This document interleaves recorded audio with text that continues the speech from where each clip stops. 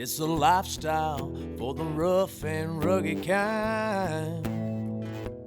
The tougher the game, the longer the pain, the better the ride. We do what we can to stay ahead, cause the modern world wants us left for dead. You better believe as long as we breathe, the sun's gonna rise. We dig real deep, try a little harder, buckle down tight, go a little farther so we can look back and be proud of what we've done. Sometimes we gotta work under the gun, don't sweat the battle, make sure the war's won. Keep on keeping on, cause the bottom line, it's a labor of love we call the grind. The Grind is brought to you by Lucky Duck Premium Decoys, Masters of Deception, Dakota Decoy, Premium Gunning Decoys for demanding hunters, Wild Ear, Custom Fit Hearing Enhancement and Protection, Rio, the official ammunition of the Grind Waterfowl TV, Pro Drive, Shallow Water Outboards, Authentic Wyoming High Mountain Seasonings, Sitka, specialized outdoor wear and equipment, Delta Waterfowl, the Duck Hunters Organization, Canadian Waterfowl Supplies, decoys and gear for marsh and field, and these fine sponsors.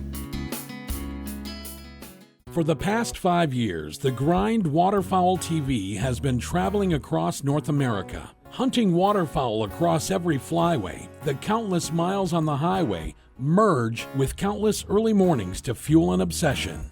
This obsession to not only hunt waterfowl, but to share this passion with a fraternity of people who yearn for skies filled with migrating ducks and geese, or who marvel at the sight of decoying waterfowl. Each sunrise is a gift. We live for these fleeting moments that become etched as deep memories in our lives. The Grind Waterfowl TV is not another shoot-'em-up hunting show. Hunting is too important for that. The mission of the Grind Waterfowl TV is to showcase the entire waterfowl hunting experience, highlight tactics and strategies, or educate on important conservation topics that affect the future of waterfowling. Varied destinations across North America are showcased with a seasoned and experienced cast of some of the industry's most respected guides and industry insiders. The hosts, Bill Wilroth of Dakota Decoy Company, along with Ricky Hart and Tim Noe of Lucky Duck, bring you these stories from the marsh and field. Their individual stories are probably much like yours. Bill Wilroth, the owner of Dakota Decoy, grew up on the shores of South Dakota's Missouri River in a family that didn't hunt ducks or geese. A mentor took Bill under his wing and instilled the passion for waterfowl hunting that he still has today. Everybody got their start in waterfowl hunting differently, and I'm a kind of a rare case, I guess, because my dad didn't hunt. I had a good friend whose dad hunted, and he took me duck hunting one time. I believe I was 11 years old. We weren't old enough to shoot yet legally, and I just got hooked. We grew up in South Dakota. You had to be 12, take your hunter safety course, and then you're able to get a license. We grew up on the Missouri River, so we had our own boats. Well, by the time we were 12, we passed our hunter safety course, got our license, and we were out on our own. We had blinds all over the river. We'd hunt before school every day, sometimes get into school a little bit late, but so I got set up from a hunting standpoint from a friend's father. So kind of strange, because most guys get their start from their dad. But if it hadn't have been for this particular friend of my dad's, I probably wouldn't be a hunter. Ricky Hart from Lucky Duck grew up in Michigan and credits his father for getting him a tremendous amount of experience in the blind at an extremely young age. Ricky was learning how to blow a duck call when most kids were learning how to ride a bike. So I started actually waterfowl hunting. My dad started taking me in the blind when I was about 5 years old. Lived in the state of Michigan. You know, back then Canada geese weren't big as they are now. So every opportunity that we get, we go out. My dad had a buddy, they had big Magnum shells, and he'd give me a knife, and I'd just sit there and carve on a stick and listen to what they were doing and pick up on things. And they hunted in fence rows. And by the age of 12, when I was legally able, I took hunter safety and started pulling the trigger. And I try to take the opportunity now. My dad and I go somewhere every year, but if it wasn't for my dad, I don't know where I'd be at as far as hunting goes or working in this industry. So it's all to him that I have to thank. Tim Noe, the co-owner of Lucky Duck, grew up in Milwaukee, Wisconsin, and now lives in western Wisconsin with his wife and children. Both hunting and fishing have always been Tim's passions. He was fortunate enough to have waterfowl hunting instilled in him by his stepdad John Gall in his late teens. That early introduction quickly became an obsession. Waterfowling runs through the very core of each of these men. Each of these men's background has a reoccurring theme. A mentor or father took a boy or young man into the marsh, and an introduction to the art of waterfowl hunting was made.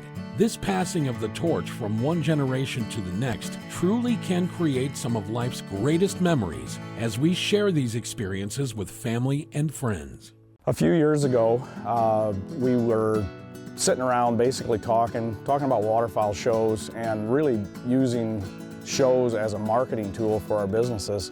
We originally started the grind with Rig 'em Right Waterfowl, Matthew Cagle, and we had brought Lucky Duck on as a sponsor. Then about a year later, we brought Lucky Duck in as actually partner of the show. So we were really a three-business show. We had Rig 'em Right, Dakota Decoy, and Lucky Duck, and then Rig 'em Right has been out of the show for a couple of years now. So it's just Lucky Duck and Dakota Decoy. And really, we started it as a marketing tool to get our product out in front of everybody's eyeballs. So in regards to the grind, just to give you guys a little bit of background about us, it's actually a production that's owned by Dakota Decoy and Lucky Duck. We have a lot of great sponsors that also support the show. It's definitely not a cheap adventure. There's a lot of time that goes into it. The production side, Jason Mitchell Outdoors, they do a great job of the production piece of it all. What I actually do is I work on the marketing end of it all. I work with all the sponsors, go out, still try to obtain sponsors and do those kinds of things. I work on the social media side. While I'm not the greatest photographer, I do try to take some images every once in a while. And when you're seeing promotions out there, it's coming from Lucky Duck and Dakota Decoy staff as well as support from the other companies and doing that kind of stuff, because without them, you know, the show wouldn't be going on. Grind 'em! Waterfowl hunting can be challenging. Filming waterfowl hunting is even more challenging. Cold, wind, and moisture wreaks havoc on video and audio equipment. Concealment is compromised as the videographers fight the conditions and sun angles to get cameras in the right position to capture the action. A typical day starts as early as 4 a.m. getting camera equipment ready and ends as late as midnight as batteries get charged and footage needs to be captured and stored after each day of filming.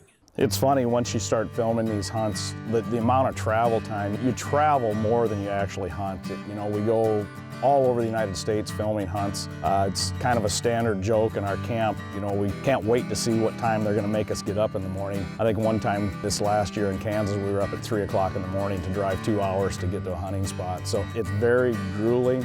Ricky Hart, myself, by the end of the season, pretty much want to kill each other. And then once we get away from each other, of course, we're best friends. But it's very hard on the body, which is why we named the show The Grind, because it's definitely a grind.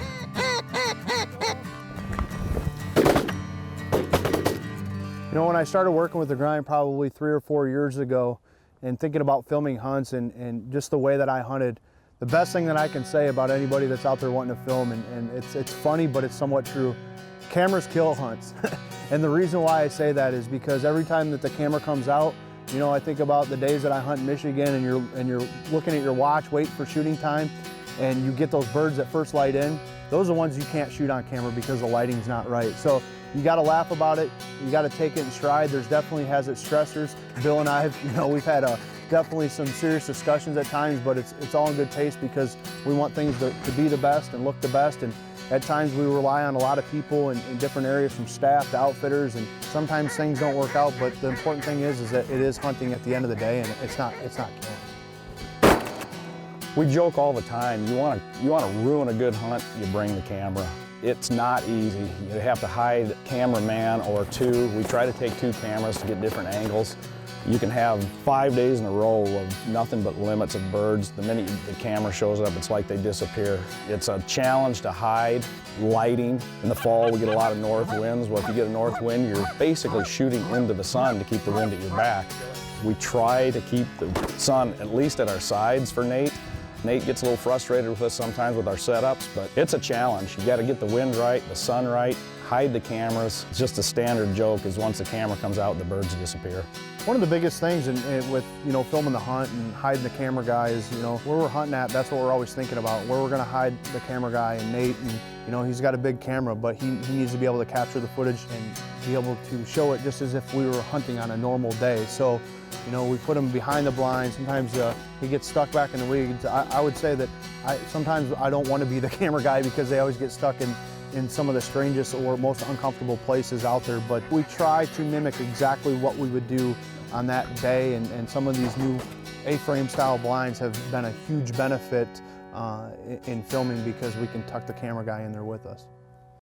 Long days in the field combined with thousands of road miles as the staff for the Grind Waterfowl TV follow the migration each fall. Despite the challenges that come from the monetary and time demands of filming and producing a program that captures the essence of waterfowling, the staff has never compromised their own ethics or integrity as hunters. One of the beauties of us traveling is we get to see all these nice areas in the country, that are developed for waterfowl management. We were in Kansas, Cheyenne Bottoms, beautiful area in the Central Flyway. But we're very proud of our partnership with Delta Waterfowl. We aren't just hunters, we're conservationists. The importance of keeping this sport going, a twofold thing. You got to get the youth involved. If we don't start our youth out hunting, we're a dying breed of hunters. So we like to push youth hunting, that and conservation. Anything you can do to protect the land and our resources, get involved. Get involved with Delta Waterfowl, get involved with your local Ducks Unlimited. Anything you can do to help this sport, get after it. 2 years ago, we got hooked up with Delta Waterfowl and brought them in as a show partner, and we're very proud of that partnership. Delta is an incredible organization. They stress predator control, really. You have to have habitat, but once you have habitat, you have to protect that. Predation on nesting birds it's incredible. I got to spend some time with Delta working the nesting grounds and seeing the nest failures. There's way more nest failures than there are successes. So you need organizations like Delta and what they're doing to protect our waterfowl. It's an incredible thing. Everything they do to help protect this sport, it's vital to keeping this great sport going. So when we think about the Grind Waterfowl TV, it's not going to be about just killing. We're conservationists along with being hunters as well, so you'll see a lot of Delta stuff. It's very important to us. It's very important that we educate the hunter in understanding that everybody should be involved, whether it's with a group like Delta Waterfowl or Ducks Unlimited or just doing something locally or being involved in CRP. Whatever that you can do to help out the land and benefit the habitat, that's what's going to keep this sport going and keep it growing as well. It's very important to us that we showcase that and talk to you about the areas that we go in so that you understand from a perspective of what actually goes into waterfowl hunting and the resources that are driving this passion. Part of the show is not just killing. We like to show how we hunt. We like to show different areas of the country. We're trying to tell a story. From the time we get someplace, we want the viewers to know why we're in that area. So this is something we've been working on the last few years. We got on board with Jason Mitchell Outdoors this year and Nate Berg, our field producer. They're just doing an excellent job of telling our story, and we've worked really hard to get that done. 2015 was a tough hunting year. So with the El Nino year that we had, we went a lot of places and we didn't kill a lot of birds, but we still want to show the area, show the beauty of the area, and show why we're there. And with any kind of luck, we'll get some hunting in too. As hunting with the Grind, I've had the ability to hunt with some amazing people, and you talk to people over the phone, they invite us to hunts. It's very important that we get to know people before we just step foot on the ground with them. We want to make sure that they share the same ethics with us, they have a good, solid background, and they understand that when we come to film that maybe if we don't kill out, that's okay. We're going to tell the story the way that it is, and that it's all hunting, but as long as we have good people to hunt with, that's what matters the most to us, and we'll showcase that outfitter and do right by them, and it's a good work group of people. Being a duck hunter, one of the things I was taught as a youth was to try to harvest the drakes only. The federal government tells us we can shoot 2 hen mallards. We still try not to. Honestly, you can shoot some hens and it's not going to affect the population of ducks at all. But there's just something about a nice pile of greenheads laying there on the ground. It looks pretty. We hunted a few days without sun. It's really hard to tell drakes from hens sometimes in gray conditions. And you'll see on our show, occasionally there's a hen killed, and we don't like to, we try not to. So we try this Drake-only policy. And we used to have actually a wine improvement fund, we called it. We had to put $5 in the kitty for every hen that was shot, and then we'd have a big game feed at the end of the year, and wine improvement was the hens that were killed. And it's something try not to, try to harvest Drakes only. I joke all the time, I'm not much of a pheasant hunter. I live in South Dakota. We've got the best pheasant hunting in the United States. And guys ask me all the time if I hunt pheasants. Well, no, I don't. I chase ducks. I can take a dyed-in-the-wool upland bird hunter on one good duck hunt, and you've hooked them for life. There's just something about the fact that you're calling these birds, they're coming to your call, they're coming to your decoys. The minute those orange feet drop, you've got a guy hooked. You've turned a pheasant hunter into a duck hunter. Funny thing about ducks too, you can go, we hunt the Missouri River. We tend to use big spreads of decoys, but anymore with these new lucky ducks, they're magnets for birds. You could go out with 2 or 3 dozen duck decoys, and if you're running 1 or 2 lucky ducks, it's incredible to watch them. Early light, they almost land on these things. So it's definitely helped duck hunters put more birds on the table. The 2015 waterfowl season was a season of highs and lows. El Nino produced unseasonably warm weather patterns throughout each flyway. Timing peak migrations required more flexible travel, and many traditional opportunities happened much later in the season or didn't materialize at all. Despite the challenges such an unseasonably warm fall had on the migration, this past season produced another remarkable series. So in thinking back to this year on the hunts that I had with the Grind Waterfowl TV, you know, I didn't have the opportunity to go on as many hunts because, again, the weather affected everything.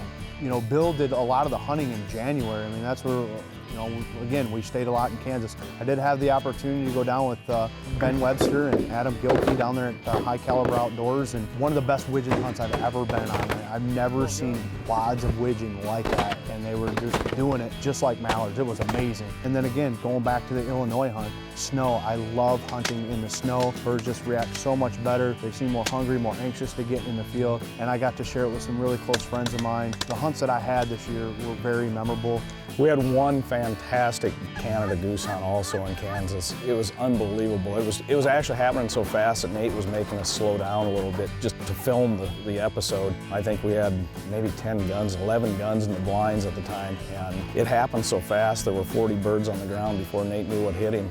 While we were in Kansas, we were with Jeff and Zach from Wild Ear, and we hunted the Arkansas River, small little fast water river that stays open when everything else freezes up. We hunted 2 days on the water. We had the first day in the clouds, and the bunches weren't really doing it, but we were putting 1s and 2s and 3s right down into the decoys on this little narrow river, and just beautiful. It was a perfect scenario for Max too. I mean, he could run across the river, and he had a blast in the Kansas River. Being from South Dakota, each year I bring the crew out. South Dakota is a state that, it's a funny state. We joke all the time. We try to keep non-residents out of the state. They do a very good job of protecting the resources for the local residents. But each year we put some of the guys' name in for the drawing. This year Tim successfully drew a license, so we brought Tim into our duck camp in South Dakota. Typically it's awesome hunting, and there again the camera shows up and the birds disappear. We had 3 or 4 days where we just got together. We had a great time in the blind. We told a lot of jokes, killed a few birds, but not our typical South Dakota hunt. But it's awesome resource. This river is fantastic. When it's on, there's no better place in the country. We joke all the time too, when the hunting's poor, the hunters get fat. It's incredible. When there's no birds in the air, the camp chef comes out and Pat goes to work cooking. This year especially, I gave him a hard time because for a while we were stuck on bacon and eggs, and this year Ricky introduced him to making burritos in the blind. There we are, breakfast burrito. See how that plays at the other end of the blind. So the camp chef would come out when there were no birds, and Pat would whip up burritos, and we'd sit there and eat until we couldn't eat anymore.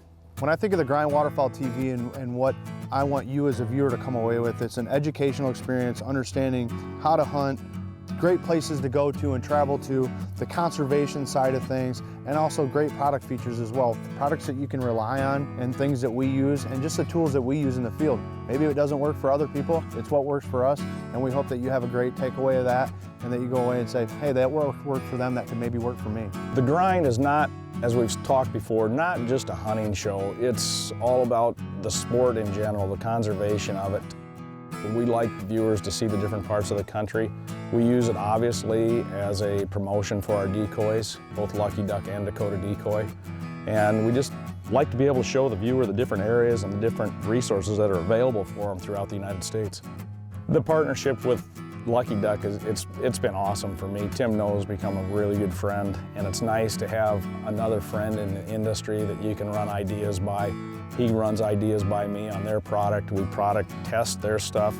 We product test our stuff. It's just a partnership's turned into a friendship, and it's helped both of our businesses. Visit our website, www.thegrindwaterfowl.com, where you will find past episodes as well as tips and tactics from the boys here at The Grind. Follow The Grind on Facebook, Twitter, Instagram, and YouTube.